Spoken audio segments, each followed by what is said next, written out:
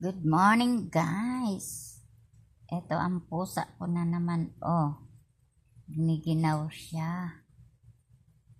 Kasi malamig ang panahon. Gustong-gusto niya magpakalong parati. Pag nakahiga ako dito, yan parati sa ibabaw ko. Makikita mo minsan, manghahalik yan. Mamasage. Nanghihilot siya. Kaya ang bait-bait kaya nitong pusa na to. Nagsasalita ako kaya nagising. Inisip niya, chinichismis ako nito Tingnan mo siya Akala mo may isip siya Sabi niya, ano gayang ginagawa nito sa akin? Chinichismis ako. Umagang umaga, sige ang siksik sa kilik-kilik ko, gustong gusto niya. Kasi giniginaw ata. Malamig ang panahon, maulan. Yan ang puso ako, mabait.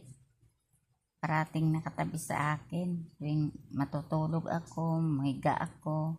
Kahit anong oras dito, yan sa akin nakasiksik. Nakabantay parati. Pag aalis ako, susunod din yan parang aso. Minsan pupunta ako ng palengke, sumusunod kaya inahatid ko uli. Binabalik ko sa bahay baka kasi mawala. Ang bait nitong pusa na to.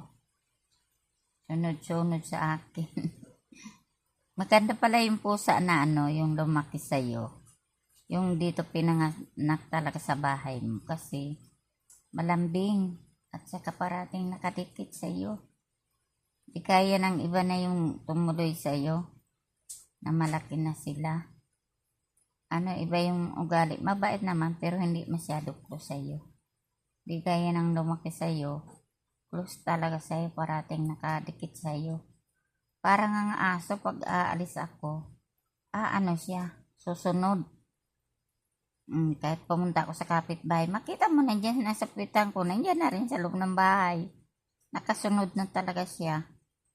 Kaya ang bait nitong pusa na to.